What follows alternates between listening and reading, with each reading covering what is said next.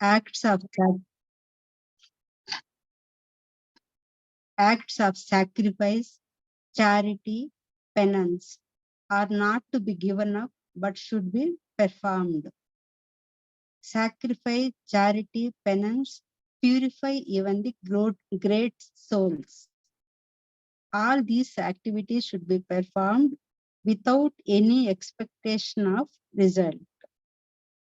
Prescribed duties should never be renounced. The Supreme Law talks about renunciation in the mode of ignorance, in the mode of passion, and in the mode of goodness. Anyone who gives up prescribed duties because of illusion are said to be in the mode of ignorance. Anyone who gives up prescribed duties because of fear and said to be in the mode of passion. Who performs his prescribed duties only because it ought to be done is said to be in the mode of goodness. Those who are situated in the mode of goodness renounces all attachment to the fruit.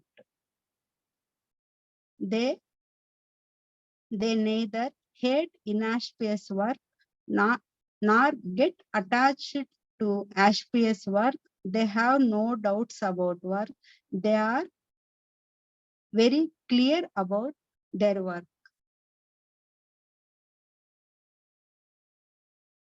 It is impossible for embodied being to give up all activities. He who renounces the fruits of action is one who has truly renounced. Who has not renounced the threefold fruits of action, desirable, undesirable, and mixed occur after death. Those who are in the renounced order of life have no such results to suffer or enjoy. Lord Krishna talks about 5 factors which bring the accomplishment of all action. These are declared in Sankhya philosophy.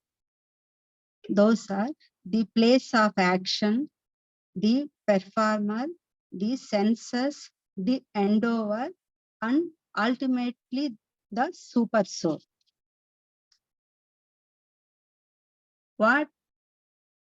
Whatever right or wrong, a man performs by body, mind, speech is caused by these 5 factors. Therefore, one who thinks himself the only doer, not considering the 5 factors, is certainly not very intelligent. He cannot see things as they are. One who is not motivated by false ego, whose intelligence is not entangled, though he kills men in this world, is not the slayer, is not the slayer, not is he bound by his actions. Hare Krishna Matas. Hare Krishna Mataji. Thank you very much. I think so you are presenting it for the first time. So thank you Mataji for your effort and giving a brief summary of these verses. So basically in this when Arjuna asked question about renunciation or what is renunciation and what is tyaga, and so Krishna starts explaining the renunciation in 3 modes, and he also gives his opinion that the acts of sacrifice, charity, austerity, they should never be given up, but there should be a mood. There should be a mood that we should perform those activities without expecting any results, without the doership mentality. If we are doing with that mood, then these acts should never be given up.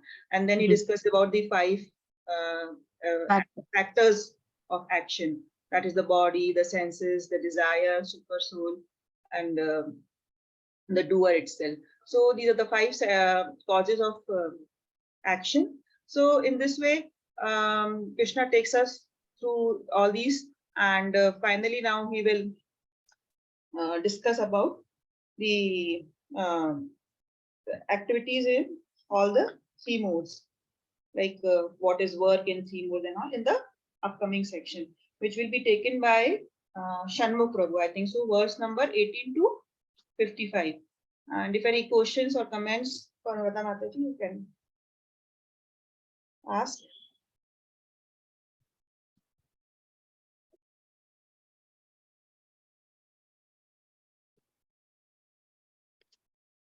Shanmukh Prabhu, you present verse number 18 to 55.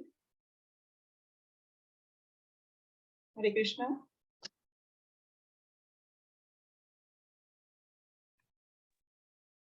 You are muted, Shanmukh Prabhu. Sorry. Am I audible? Yeah, we can hear you. Okay. I will start with the prayers. प्रपन्नपारिजाताय स्तोत्रवेत्रैकपाणये ज्ञानमुद्राय कृष्णाय गीतामृतदुहे नमः। वसुदेवसुतं देवं कंसचाणूरमर्दनं देवकी परमानन्दं कृष्णं वन्दे जगद्गुरुम्। ॐ अज्ञानतिमिरान्धस्य ज्ञानाञ्जनशलाकया चक्षुरुन्मिलितं येन तस्मै श्रीगुरवे नमः। एकं शास्त्रं देवकी पुत्रगीतम् एको देवो देवकी पुत्र एव एको मन्त्रस्तस्य नामानि यानि कर्मापि एकं सस्य देवस्य सेवा। श्री गुरुभ्यो नमः। Jai Shri Krishna. So thank you Mataji and Prabhuji for giving the opportunity to speak through the some of the verses of the last chapter of the Bhagavad Gita, which is the conclusion. And the chapter, as per Srila Prabhupada's commentary, is titled as Perfection of Renunciation. And as we know, in chapter number 2, I just will give a little background. Anuradha Mataji has explained verse number 1 to verse number 17. I will just try to give some connection to this chapter and then move on to the later part of the verses, starting from verse number 18. So in chapter number 2, Krishna highlighted the contents of Bhagavad Gita, what he is going to speak. He has talked about, the knowledge of the soul, basically the Sankhya, the Jnana, and then he has talked about Sakama and Nishkama Karma Yoga, and then he briefly touched upon Bhakti, which is the ultimate essence of Bhagavad Gita. And after completing the 17th chapter, which is part of the Jnana Yoga, which is like Shraddhatraya Vibhaga, which is again deals in depth about the modes of the worship, 3 modes of worship for the people who are not aware of the scriptures and scriptural injunctions. Krishna started speaking about chapter number 18, and chapter number 18 is again, the recap and reiterating all the things what we have learned across all the chapters of Bhagavad Gita. So that's why it's called conclusion. So this is, what is perfect renunciation? If you look at perfect renunciation is renouncing the fruits, because for anybody who is embodied, that renouncing everything is very difficult. And the renunciation is basically doing all the work and renouncing the fruits and performing all the activities in pure Krishna consciousness. And any activity we perform in pure Krishna consciousness is transcendental. So that is the perfect renunciation. And this chapter is divided further into 6 sections. And the first part, what Anuradha Mataji has briefly explained, that covers the freedom from bondage and through Karma Yoga. And then there are 5 factors influencing the action. Any action which is influenced by 5 factors. And it just talks about one of the, everything in the material world, right? It is influenced by 3 modes. Everything and every living entity is influenced by 3 modes. And it's contaminated, including our intelligence. It is contaminated.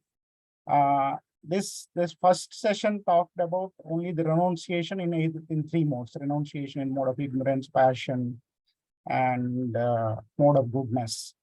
And later, from verse number 18 to 40, Krishna talked about, there are, as we mentioned, every subtle aspect like the intelligence, knowledge, everything in the material world, even the worker, and everything is influenced by the three modes and it's contaminated. And so he talks from elaborately from verse number 18 to 40 and concludes saying that, no one in this planet, material planet, including Brahmaloka, cannot get rid of the influence of three modes. Everybody is under the influence of three modes.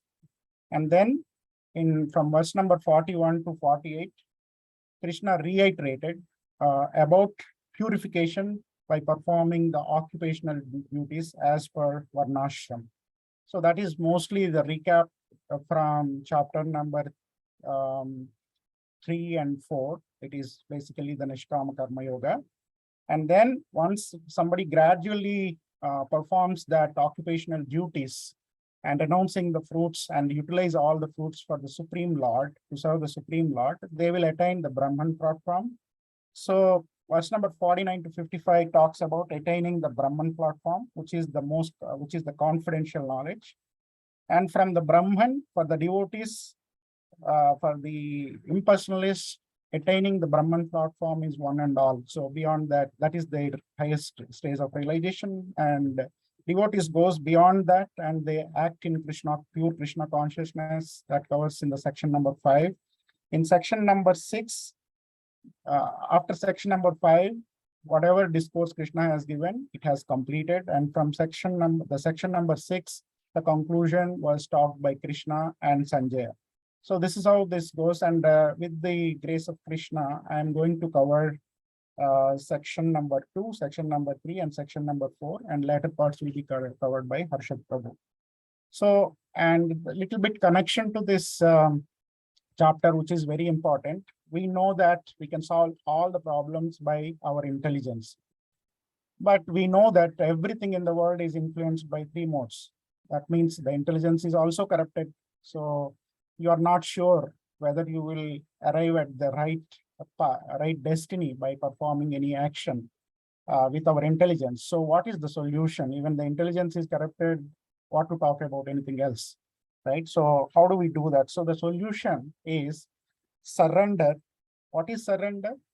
So basically, surrender everything what you do to every action what you do in every day, all the prescribed duties, occupational duties to Krishna, and then accept the result, whatever comes from there as a choice that comes from Krishna. Without any choice, you pick that as the mercy of Krishna. So that is the surrender. And this chapter started again from Arjuna's inquisitiveness, and Arjuna started thinking after learning everything in depth about three modes of material nature.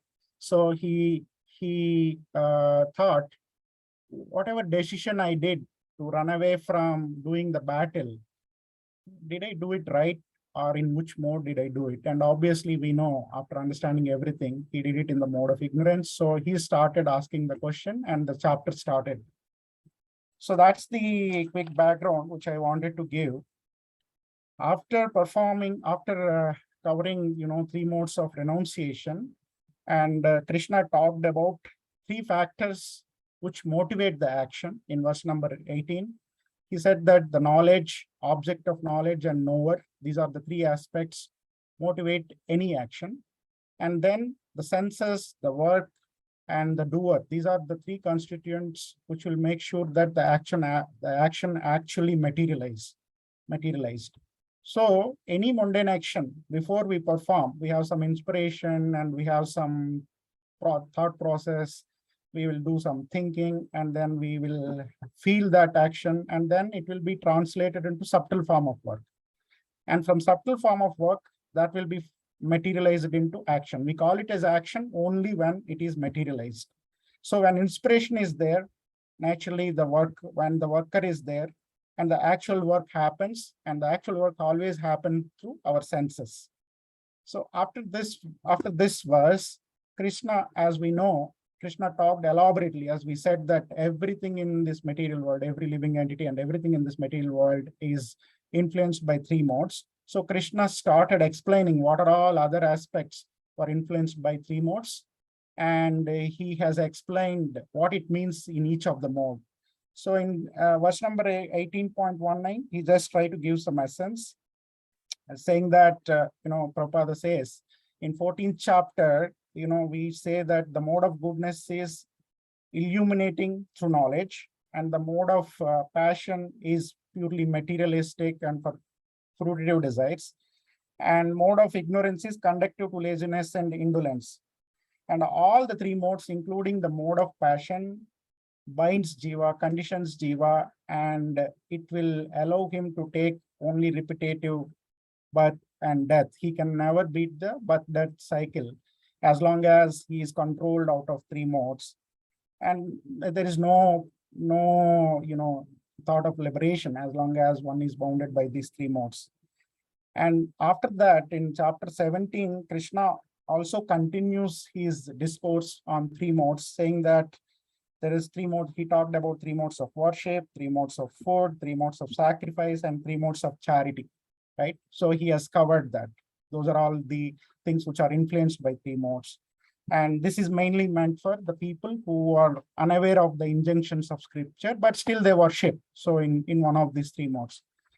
And from here onwards, like verse number 20, all the way to verse number 39, Krishna talked about further about these three modes.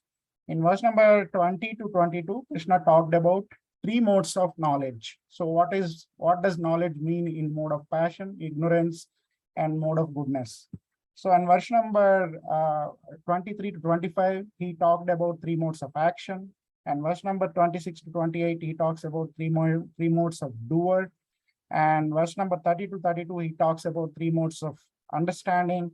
And 33 to 35, three modes of determination. 37 to 39, three modes of happiness. And so it's like every single thing is like the characteristics or the qualities all are influenced by three modes. So literally, if you see, everything is contaminated by three modes, right? So that's if you go to the other extreme.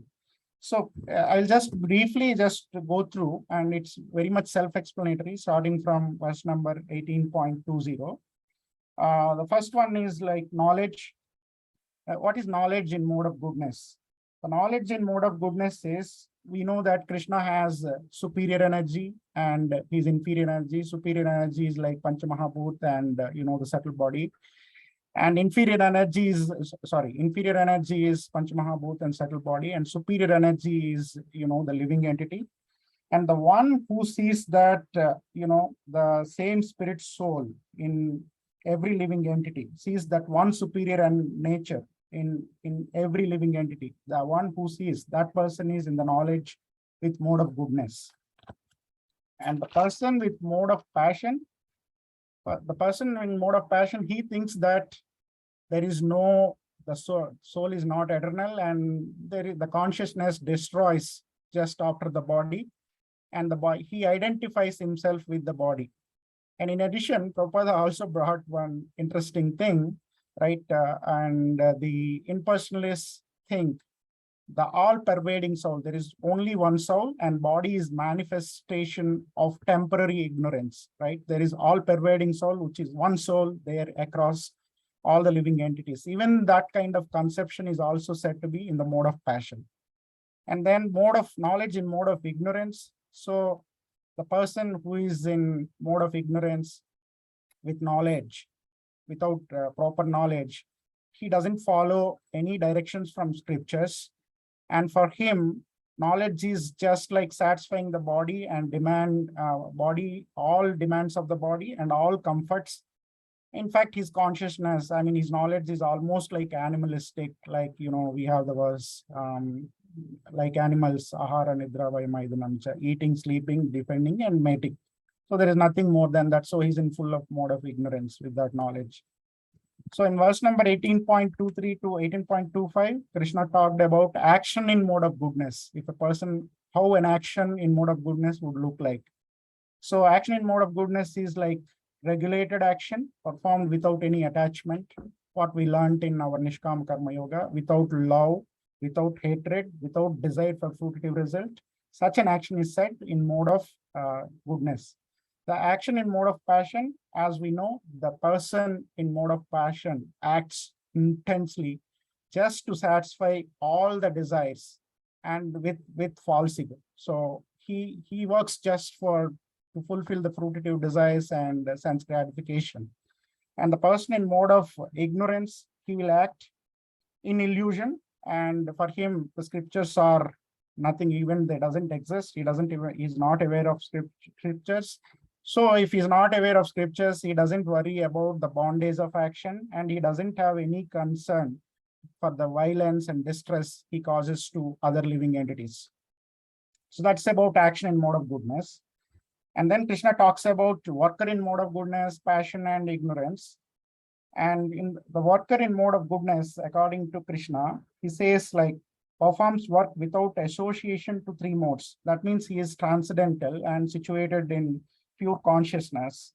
And he doesn't have false ego, and he has great determination, enthusiasm, and he doesn't waver for any result, but performs the action from the beginning to the end with the same enthusiasm, and without being attached to the results. And the worker in mode of passion, the worker who is attached to the work and desiring to enjoy the fruits, and he is greedy because he has the doorship mentality, so he wants to enjoy all the fruits by himself. So naturally, the greedy follows, and then he's envious, he's impure, and he is such a person who is so much self-centered and wants everything for himself, wants to enjoy everything for himself. Any small disturbance happens, he will be just quickly shattered. I mean, small things, he'll sorrow and joy will come very naturally for such person. So Prabhupada clearly says, and it is explained across the Bhagavad Gita by Prabhupada, one who is fully attached for such desires and material comforts, he can never have the conception of higher elevation in spiritual life.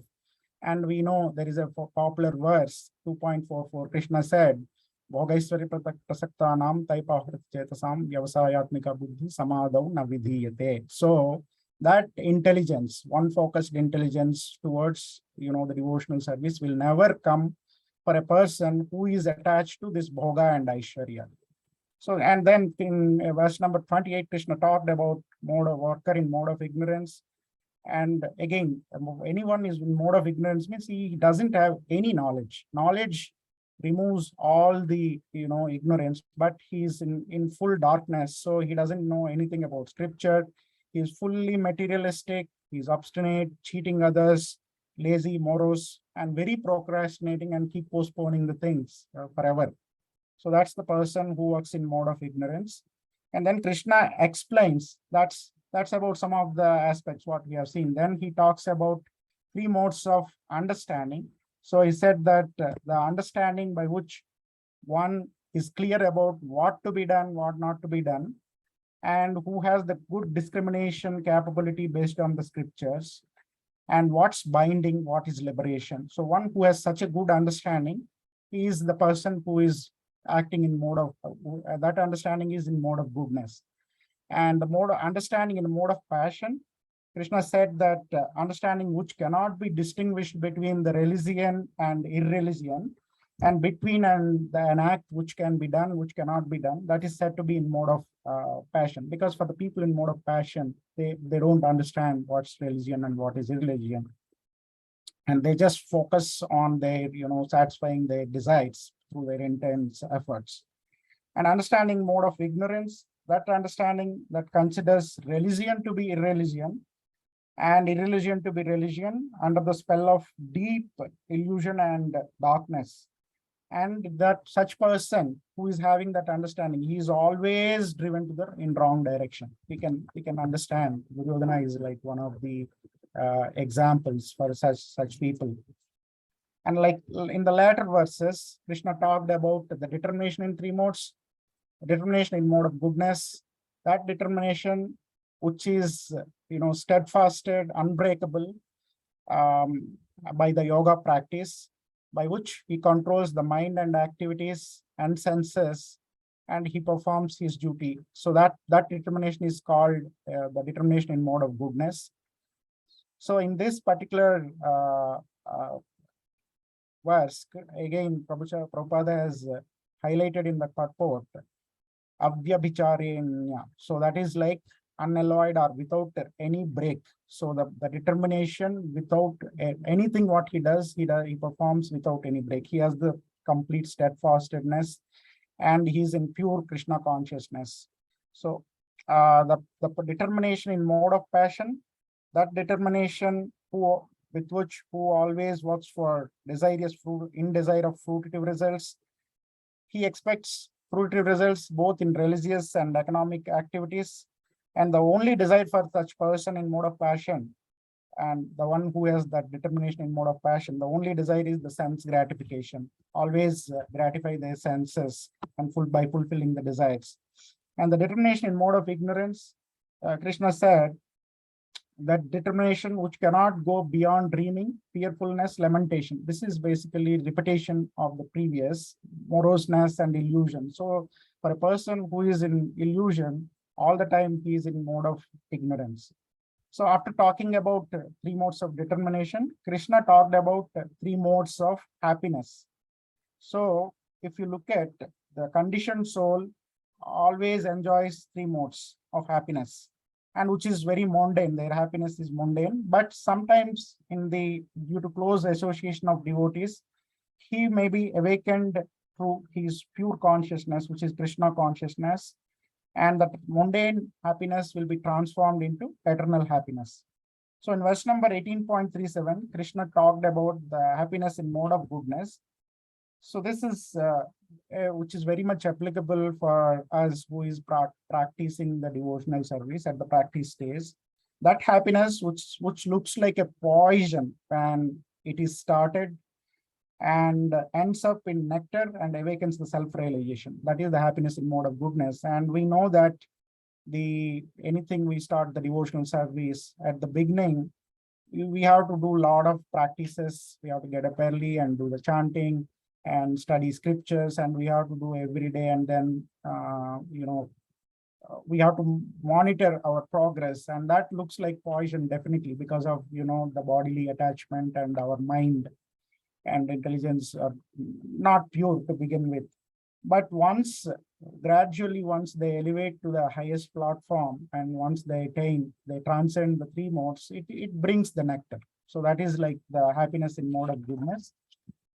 And happiness in mode of passion, so that happiness derived from the contact of senses, which is dead matter with sense objects. So that gives the temporary happiness, and we know that. And verse number 5.22, I always remember, it says, Ehi samsparshaja bhoga dukkayona evate adyantavanta kaunteya nateshramate buddha.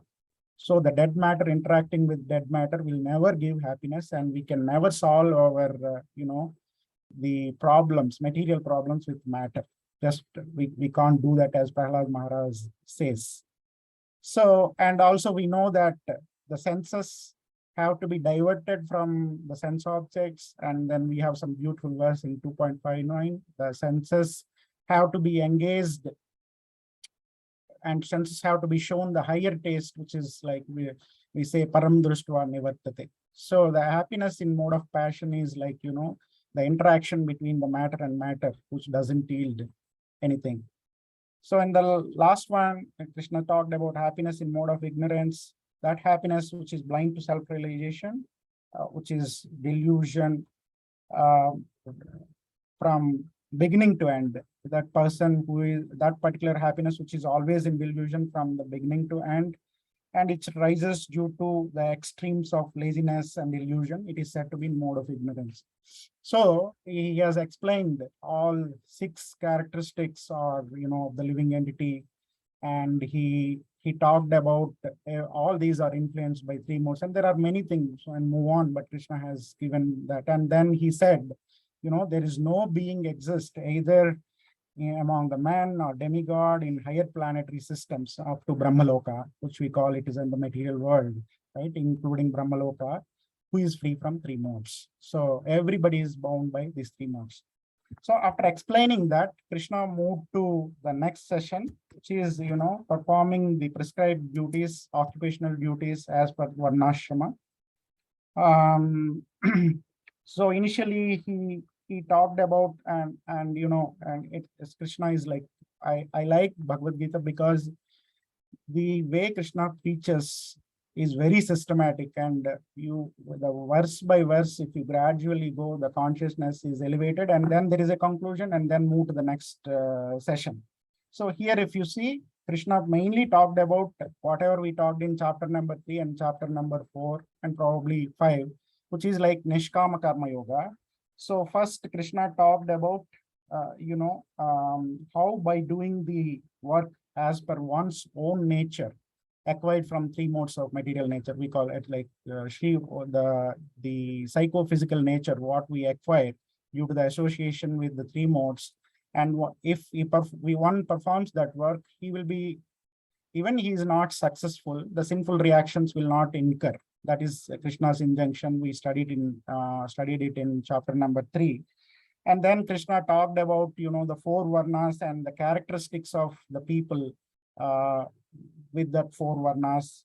And then Krishna also talked about why one should not give up the prescribed duty, even though it is faulty. Even it is faultily performed, it's okay. And the consciousness is more important. And even though it's faultily performed,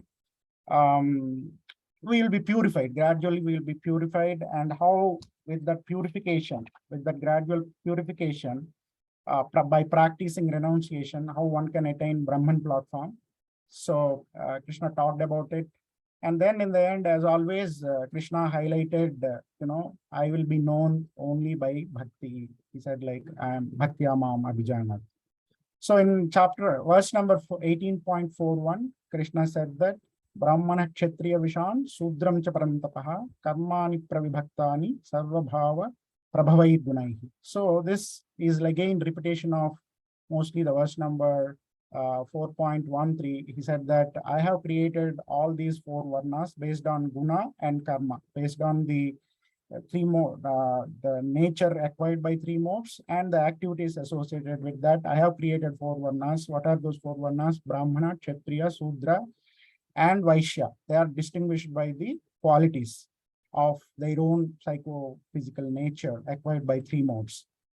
And we know Brahmanas are primarily in the mode of ignorance. That's what Krishna said, and followed by passion. And Kshatriyas are primarily in passion, and there is a mode of goodness as well. And Vaishyas are in passion and ignorance. Sudras are predominantly ignorance and mixed with passion.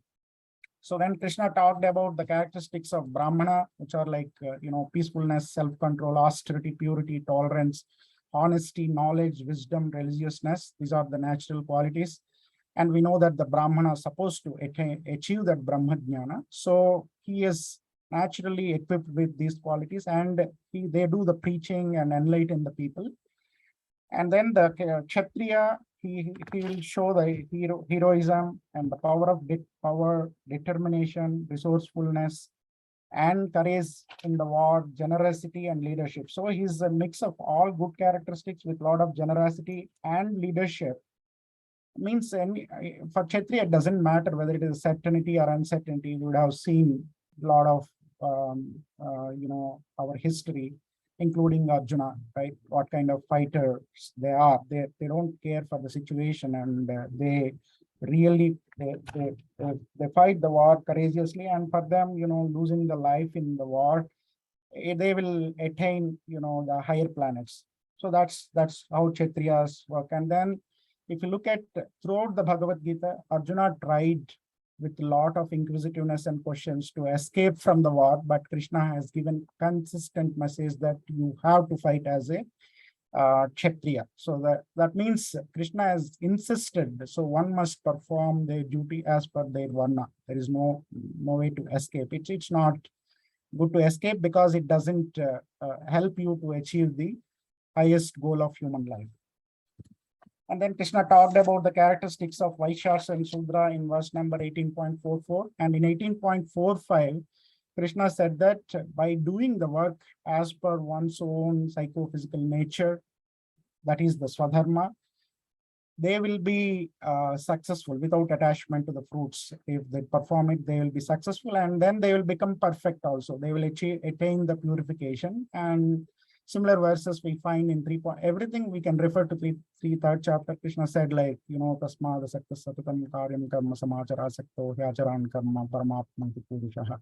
So he said that by performing simply prescribed duties without attachment to the results, one can attain the perfection. And then he has given examples of the people, even though they attained perfection, still they performed prescribed duties to set the right examples for the common people. And 18.46, Krishna elaborated how the person who is performing the prescribed or occupational duties without attachment, they attain, perfection. So he said that Yata pravritti bhutanam ena sarvamidam tadam swakarmana tamabhyachya siddhim vindati manavaha. So he said, by worshipping the Supreme Lord, who is all pervading, man can attain perfection by performing his own work. What does it mean? So we know that we are all part and parcels of Krishna. Krishna said in verse number 15.7, and as a part and parcel of Krishna, in our constitutional position, our duty is to serve the whole with his energies. So whatever the work we are engaged, no matter which varna we belong to, we should do the work and surrender to Krishna, and the results should be utilized in the service of Krishna. So if we perform all the activities as sacrifice, as Krishna talked about, verse number 3.9, Yajnadhat karmanonyatra lokoyam karma bandhana tadaddak karma kaunteya muktas sangha samachara, and then many verses, 3.30 and 12.6 and 12.7. Prabhupada especially highlighted verse number 12.7 in this chapter, in this verse, saying that in that consciousness of detachment to the fruits, and worship the Lord in with pure devotion. For such people, Lord confirmed that he will take personal intervention and elevate them, to his abode. So he said, like in 12.7 very clearly. So that's what Prabhupada has mentioned in purport. So in verse number 18.47, Krishna again, 18.47 and 18.48, Krishna emphasized on doing swadharma, saying that swabhava niyatam karma purvannapnoti kilpisham. So this similar verse was there in 3.35 also, Sreyan swadharmo vidnaha. So he said anybody who performs his action as per the the nature, the psychophysical nature, what he acquires from three modes, it is not going to incur sin. So he will not he need not to bear any sinful reactions, because it is the swadharma, and then it is performed, the fruits are renounced, and the fruits are surrendered to Supreme Lord.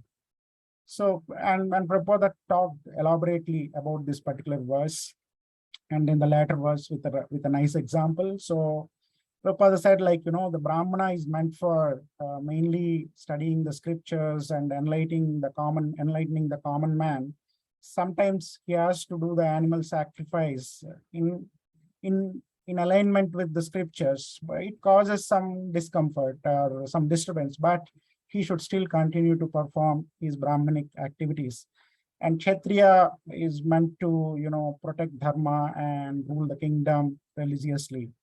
And his Kshatriya is also called Naradeva, and he is the god among the Naras, right? And then, so he has to perform the war even if it is required and it causes discomfort. And similarly, the Vaishya has to tell lies sometimes, to make sure that his business is sustained. And then Sudras, even though it is discomfort, they have to serve the master. So repetitively, this particular section, it highlights that we have to perform all the actions, occupational duties, or the prescribed duties as with the consciousness of yajna. Okay, and then Krishna gave nice analogy in the verse number 18.48, saying that every endeavor, whatever work we do, even whatever we do, need not to be the prescribed duty, whatever work we do in day to day, it is bound to have some faults, right? And how that fault is there, Krishna has explained. It is like, the fire covered by the smoke. So in winter seasons, if you see, usually when you try to lit the fire, the smoke is predominant. But if we continue to do that, after fire blazes, the smoke goes away, right? So the fire is still pure, right? But it gets purified gradually. In the similar manner, the one in the given varna, when he perform his occupational duties gradually, even though it is faulty, as it was explained in the previous verse, he will gradually gets purified, the defects will be purified, and he will be gradually elevate to the state of performing pure devotional service, and thereby he can attain the self-realization. So in verse number 49, Krishna said the same thing. One who is self-controlled, unattached, and disregards all material enjoyments, practicing the renunciation, he will attain the highest stage of perfection. So the same person who has been performing the Nishkam Karma, performing the occupational duties and surrendering the fruits, offering the fruits to Lord, that person will attain to the state of Brahman platform. So that is the stage which is called Brahmabhuta stage. And Krishna also says, Prabhupada also says in the purport, he says like real renunciation is always thinking himself as a part and parcel of Krishna. So if somebody is part and parcel of Krishna, the results also should be enjoyed by Krishna. It should not be enjoyed by us. So the person who acts with this consciousness, Prabhupada says that he's a perfect sannyasi. So in 18.50, Krishna says how that Brahmabhuta stage or the self-realization stage will be acquired, and what are the qualities of such a realized person. So, and for the Jnana Yogis, they take different paths to gain that realization of one with absolute truth. But for the person, the devotee, Lord says that one can attain that highest perfection state by engaging in occupational duties and serving the Supreme Lord with the results. One can attain the supreme stage of Brahman simply by renouncing the results of his work for the satisfaction of Supreme Lord. So that's the verse 18.50 talks about. 18.51 to 53, Krishna talks about all the qualities of such a person and the process and all the qualities of such a person who is in that self-realization. And again, it also reminds me that verse number 3.17, the self-realized soul has no duty to perform, and he is always in trance and detached, free from false ego, controls mind, eats little, and he's free from all the false proprietorship. So that such person will definitely elevate to the position of self-realization. So 18.54, Krishna talks about the person who elevates to the Brahmabhuta stage. What is the consciousness of such person? So Krishna said, such a person who gradually elevates that consciousness to the Brahmabhuta stage, he says like, we know that we learned that was Brahmabhuta Prasannatma, Nasochati na kanchati, samam sarveshu bhuteshu, mad bhaktim labate param. Such a person who is transcendentally situated, at once he realized the Supreme Brahman and he is fully joyful. He doesn't have to lament for anything. He doesn't desire anything. He is equally disposed towards everything, every living entity. For him, both the pebble of stone and the gold both looks same, and such person gets the pure devotional service. That's what Krishna said. And for as Prabhupada always gives that analogy, like for this platform of Brahman is one and all for impersonalist, but for devotee he goes further and perform pure devotional service, and from that Brahmabhuta stage he continued to do the devotional service, and he doesn't identify himself as one with the absolute truth. For him, the identity is always there. And since the devotee is full, Lord is Swarat and full, the devotee who worships him also is full. So he doesn't desire anything. He is like a river cleansed of the dirty water. And Krishna said, such devotee, Prabhupada said, such devotee will not have any other thought and he is always joyful. So that is the, the consciousness of person who attains that Brahma Bhuta stage. And the last verse, so as Krishna concluded with importance of bhakti. So he said that bhaktya mam abhijanati evam eschat tattvatah tato mam tattvato jnatva visate tadanantaram. So he said, I mean, rather than going to the meaning, so we know that multiple times who is the Supreme Lord can be understood only by pure bhakti. There is no other way by which one can have the complete knowledge of Supreme Lord without bhakti, without pure bhakti. And we have learned it in multiple places, right? So mundane scriptural scholarship or speculation will never help.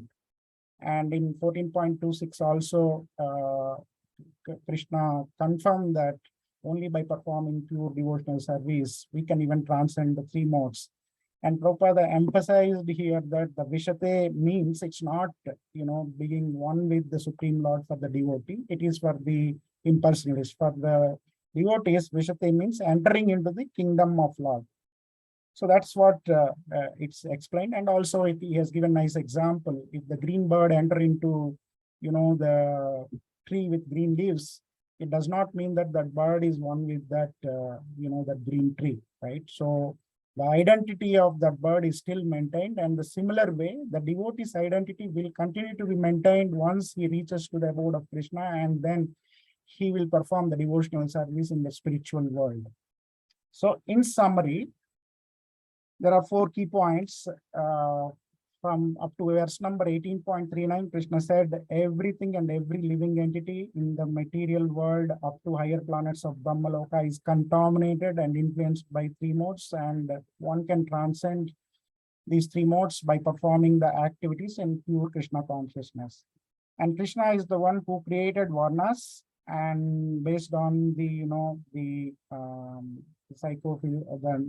nature acquired in the association of 3 modes, and eternally we are the part and parcel. So it doesn't matter in whichever varna we are, we have to perform the occupational duties and surrender the results, offer the results to Krishna, and perform devotional service. By doing that, one can attain to the platform of perfection.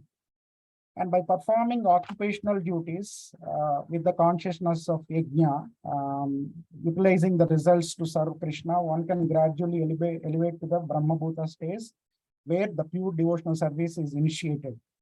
And the last, as always, what I like about Bhagavad Gita is every section, I think, it concludes with bhakti. And Supreme Lord can be fully understood only by performing unalloyed devotional service, or any knowledge you attain without pure devotional service, it is incomplete. So that is what I try to summarize. Yeah, I think there are too many verses. Sorry if I rushed fast. Thank you for the opportunity. Jai Sri Krishna.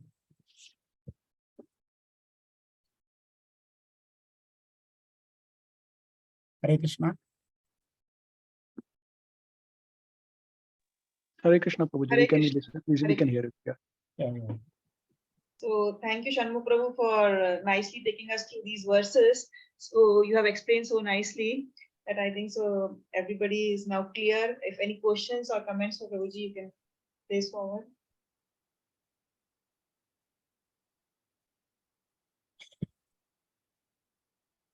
Okay, thank you, Prabhuji. Now I will request Harshit Prabhu to take us to the last section of this chapter from verse number 56 to 78. Sure. Thank you, Mataji, for providing me with this opportunity to walk everyone through with this last section of the last chapter of Bhagavad Gita. Thank you so much, Anuradha Mataji and Shanmukh Prabhuji, for taking us through the first 5 sections of this last chapter. So now I would be covering the last 2 sections, between the verses 56 to the last verse, that is 78, which would talk about pure bhakti and the final conclusion So as Shanmugh Ruby already mentioned, the last chapter is also a summary, and the second chapter was also a summary. So this probably also demonstrates us, how we can explain things to anyone, even in our professional lives. So this is a very, good example of how can we explain things.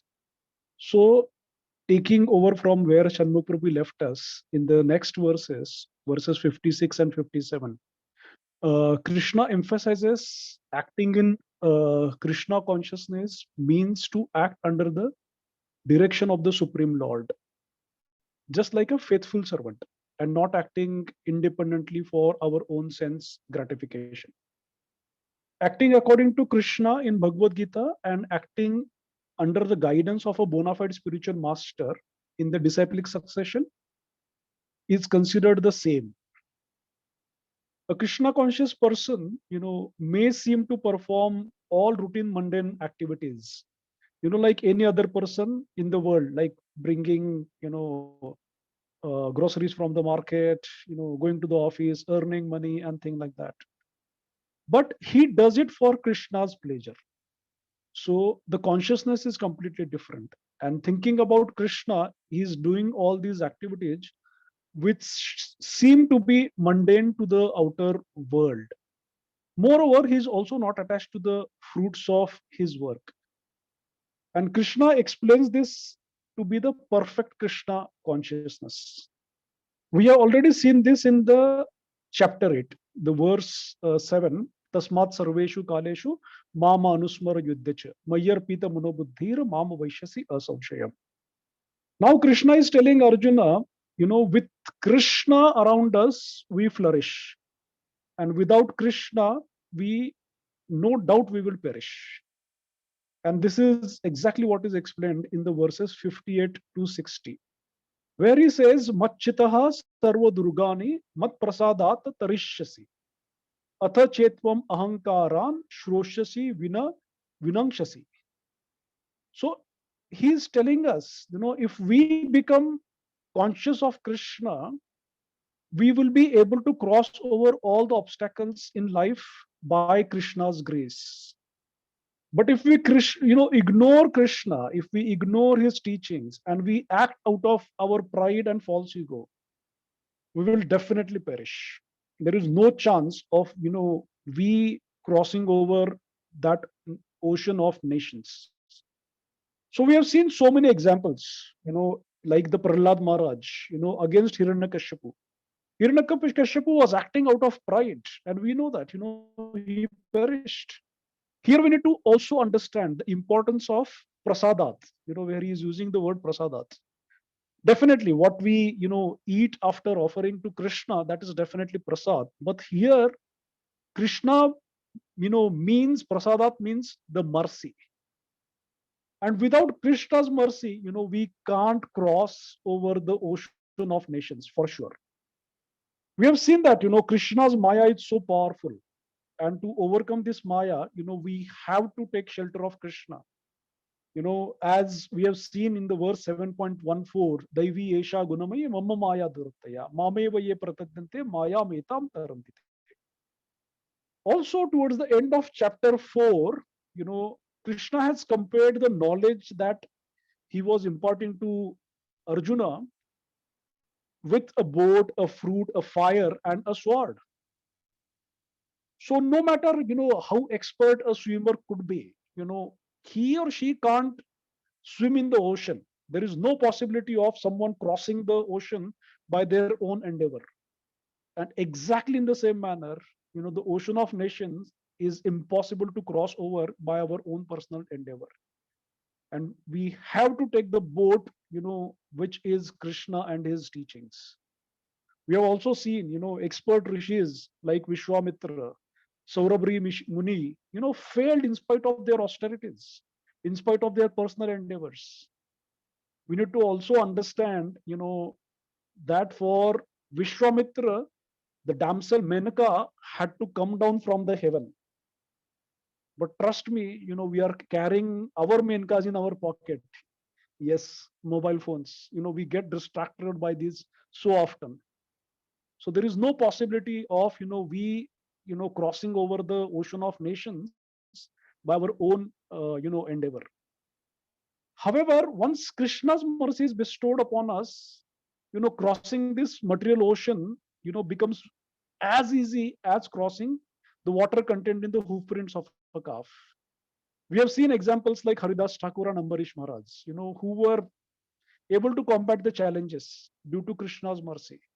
And, being completely soaked and absorbed in Krishna. And this reminds me of a very beautiful verse from, the Bhagavatam, which Prabhupada has also used, I think, in the purport of 2.51. Samashrita ye padapallava plavam mahat punya param yasho murare bhavam buddhir vatsa param padam padam yada vipadam datisham. This is exactly what he is telling, that with Krishna's mercy, crossing the ocean of nations is as easy as crossing the water contained in the hoof prints.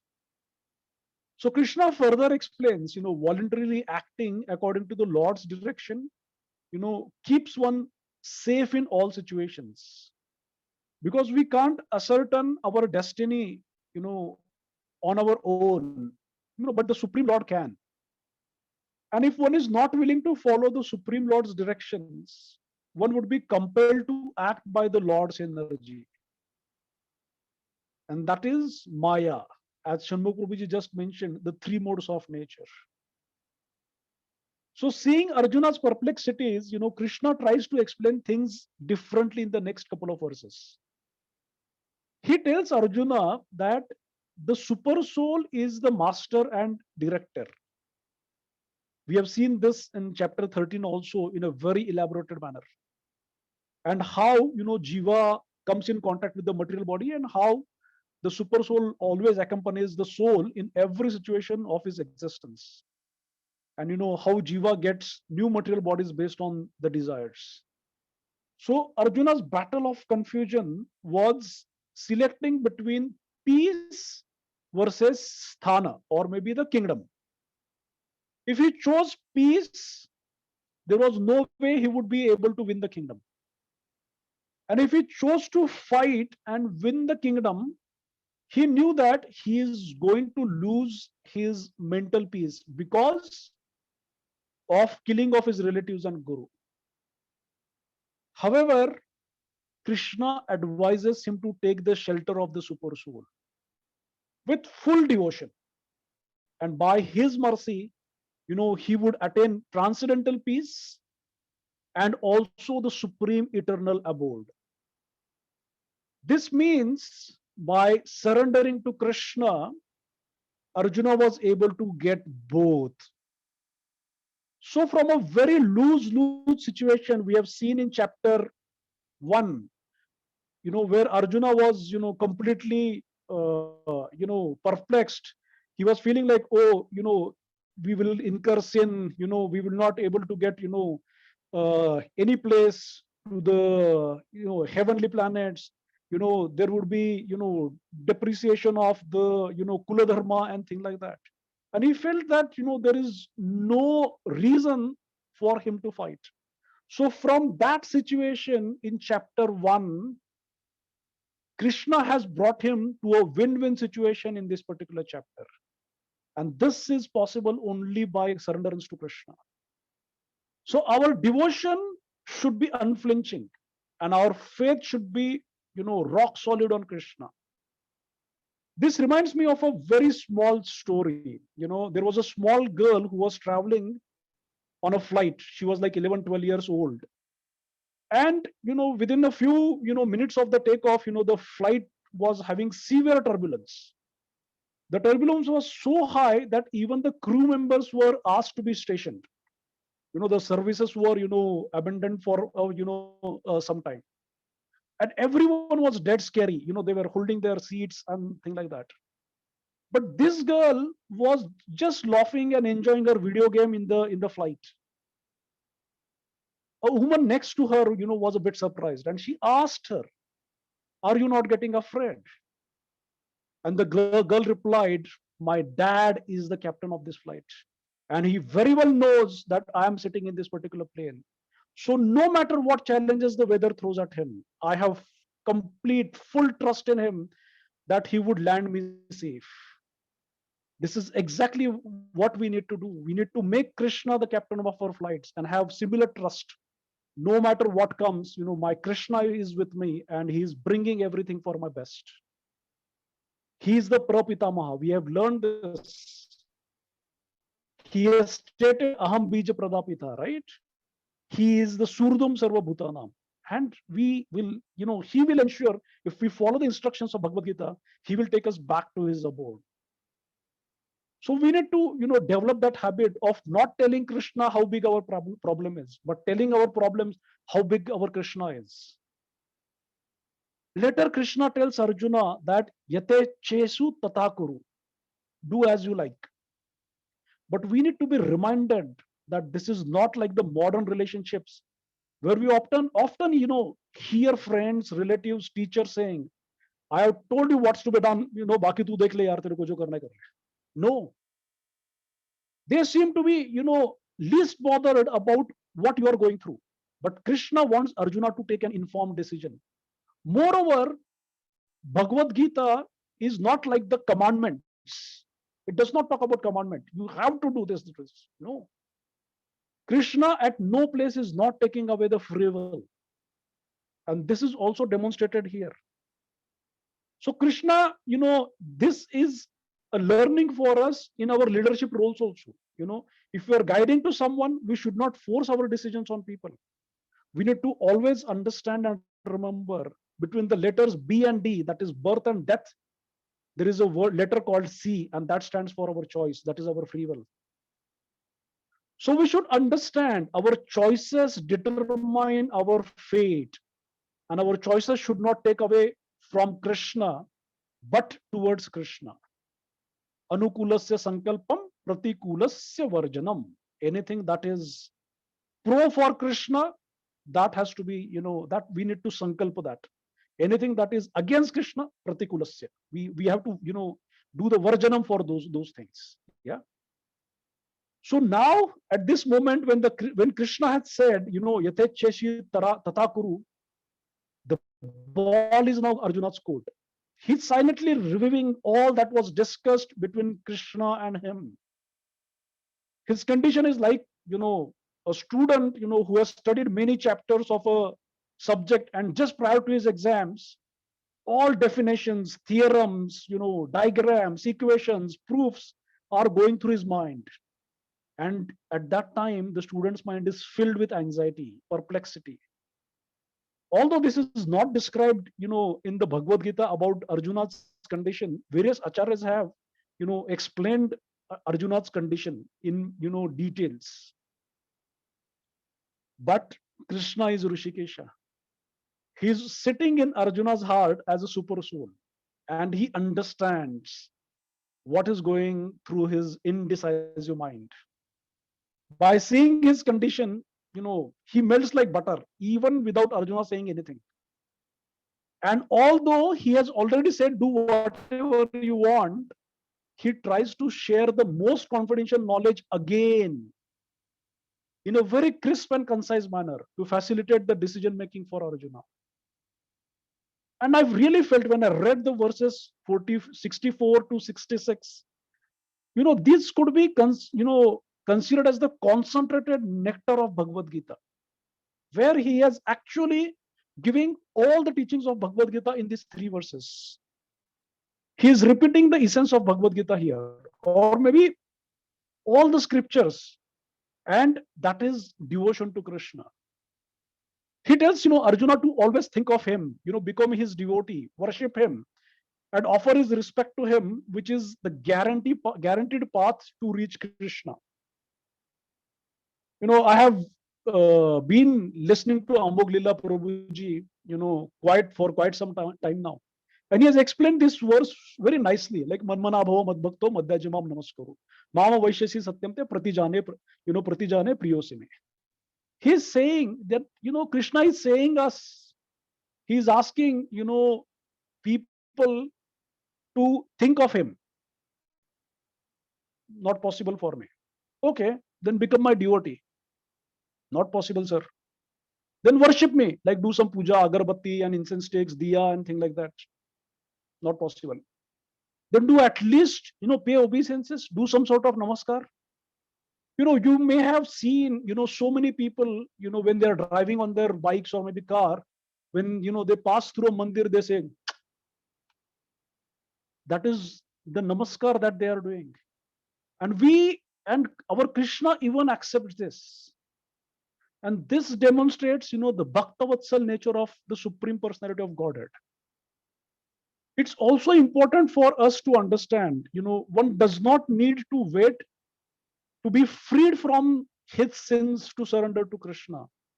In fact, the surrendering process, the bhakti process itself is so purifying, and Krishna will deliver one from his sins. We should not, wait for our problems to be over to turn to bhakti. In fact, we should turn to bhakti to get over our problems. So if we go to an ocean and if we wait for the waves to stop to enter to the ocean for a swim, that time will never come. We have to develop that sense of urgency and get drenched. So later Krishna illustrates the conclusion of Bhagavad Gita to be surrender to Krishna. He asks Arjuna to give up all varieties of religion and surrender to Krishna alone, not even demigods. And he guarantees that I shall deliver you from all sinful reactions. Sarva dharman parityajya mam ekam sharanam vraja. And even one follows the guidance given in these two verses, manmana bhava madbhakto and sarva dharman parityajya, his life can become perfect, and there is a guarantee, to return to Krishna's abode. When Krishna says give up all religions, it does not mean, he's asking Arjuna to become irreligious. No. But he's asking Arjuna to give up the aparadharma. There are two dharmas. One is the paradharma and the other one is the aparadharma. Our paradharma is our service to Krishna. Jivere Surupya Nitya Krishna Das. And our aparadharma is our bodily dharmas. So Krishna is asking Arjuna to give up all those dharmas, aparadharmas, and then surrender unto him with, full-hearted devotion. What more guarantees needed to anyone? In Bhagavad Gita, Krishna has imparted various types of knowledge about Brahman, Super Soul, Varnashrama, Sannyasa, Tyaga, sense, and mind control, meditation, etc. He has described in so many ways various dharmas, and now in the final conclusion, he is saying Arjuna that he should give up all such processes and simply surrender to Krishna. This is Krishna's last verse with an instruction to Arjuna, and having completed his teachings, Krishna now quickly glorifies Bhagavad Gita and the results of hearing it, that is the Falashruti. And he indicates the process of passing on this knowledge. He clearly informs, one who explains the supreme secret of Bhagavad Gita to Krishna's devotees will attain pure devotional service to Krishna and will go back to Krishna without doubt. So I think we need to inculcate these teachings, and in whatever possible manner, wherever, we should try to pass on the learnings of Bhagavad Gita to people around us. Krishna further elaborates, one who listens Bhagavad Gita with faith and without envy will become free from sinful reactions and attains auspicious planets where the pious dwell.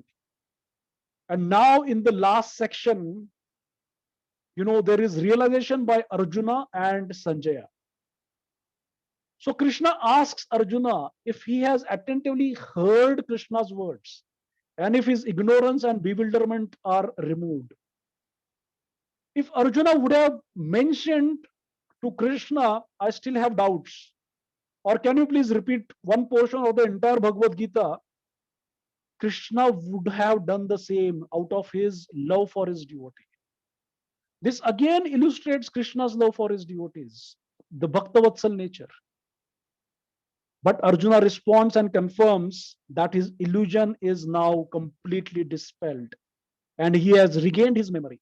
He confirms that, this has happened only due to Krishna's mercy. He confirms to be out of every doubt.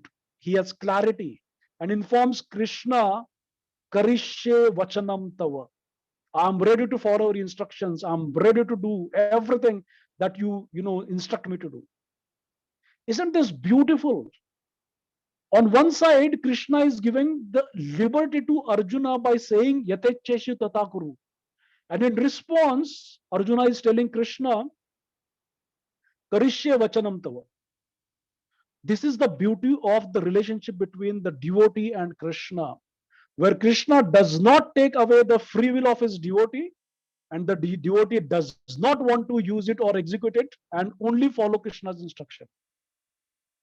And this is the end of conversation between Arjuna and Krishna.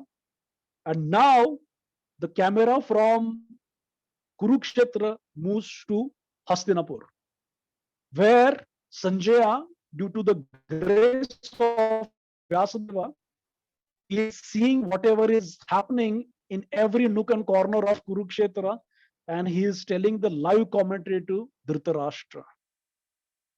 Now Sanjaya illustrates his realization. After hearing the conversation between Krishna and Arjuna, he is completely ecstatic. His hair are standing on end, Romaharshanam. He gives the credit of hearing this most confidential knowledge to his guru, Vyasadeva. This also tells us and reminds us Krishna can be understood via the medium of guru only. He's telling Dhritarashtra that at every moment he was thrilled. He was filled with joy and wonder for seeing Krishna's wonderful form. He's confirming his hair are standing on end, not just once, again and again. We ourselves have experienced this when we were, listening to Prabhuji and Mataji during our classes, when we have heard, Krishna mentioning, words like Name Bhakta Pranashyati. When he said, Na antom asti mama divyanam. When we have heard Krishna saying, Ekam shena sthito jagat, and on so many other occasions. However, what was the impact of listening this sacred knowledge between Krishna and Arjuna on Dhritarashtra? Nothing. Because he was not just physically blind, he was blind spiritually also. He was blindfolded with the attachment that is moha for his sons. He was having a thick covering of Maya. This also demonstrates how strong Maya can be. How strong can Krishna's inferior energy could be. In spite of listening to Bhagavad Gita live, his illusion hasn't gone away. He was still hoping some miracle could happen and Duryodhana and company would probably win the war against Pandavas. In the first shloka of Bhagavad Gita, he has asked one question, Mama kaha Pandavasyaiva kima akurvata Sanjaya. In this question, there was a fear for inevitable and hope for impossible. And unfortunately, even till the end, his hope for the impossible hasn't gone away, in spite of listening to this divine conversation between Krishna and Arjuna. And now Sanjaya tells Dhritarashtra, sir, there is no chance of victory for your sons. Yatra yogeshwaraha Krishno yatra partho dhanurdara tatra shri vijayo bhutir dhruva nitir matir mama. The last verse from the Bhagavad Gita. Wherever there is Krishna, the master of all mystics, Yogeshwara, and wherever there is Arjuna, the supreme archer, the devotee of Krishna, there will be certainly opulence, prosperity, victory, extraordinary power, and morality. So if you want to refer this word to something in the modern times, a very simple example is like 1983 Cricket World Cup final match. On paper, India's team seemed so weak against the mighty West Indians, but we were able to win the World Cup. Similarly, on the Kauravas side, they had 11 Aukshahani army and Pandavas had only 7. Plus, Kauravas had the likes of the expert warriors like Bhishma, who alone could win any battle. Drona, the ferocious Karna, 100 Kauravas, and so many other kings. Bhishma was called as Timingala. Why Timingala? there was a fish called as Timi, whose dimensions were 800 miles by 800 miles. And Bhishma was called as Timingala because he had the capacity of keeping such a huge magnanimous fish in his throat, that is Gala. And that was the reason why he was called as Timingala. When Duryodhana approached Bhishma and asked him, "You are so chivalrous and we are still losing the battle. Why?" Bhishma replied, "Forget about me.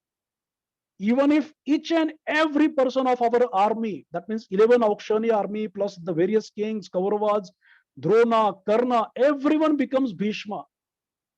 Even then we don't have a slightest chance of winning the battle because Krishna is on the other side. So no matter, how mighty our opponents may be, like Maya, if we have Krishna on our side, we can still win the battle. And this verse teaches us to become the devotee of Krishna, even if we have material desires. However, the learning of this verse are much deeper. What do you think could be the biggest victory for us? World Cup, Wimbledon, becoming the richest person, reaching moons, Mars, Saturn, Pluto, Sun? No. Our biggest victory would be to win our fickle minds and direct and channelize it in the service of Krishna. In the second chapter, the first teaching of Bhagavad Gita is we are not this body and soul. And the perfection of our life, as we have learned in the Bhagavad Gita, is to go back to Godhead. And for that endeavor of ours, if we want to win and achieve the ultimate goal, we have to surrender to Krishna with full-hearted devotion. Thank you so much. Hare Krishna. Thank you, Ashatru. Thanks a lot. Such a nice summary of this last section of Bhagavad Gita. So any questions or comments for Prabhuji? Surrender. Thank you, Harshad Prabhu. Very nice.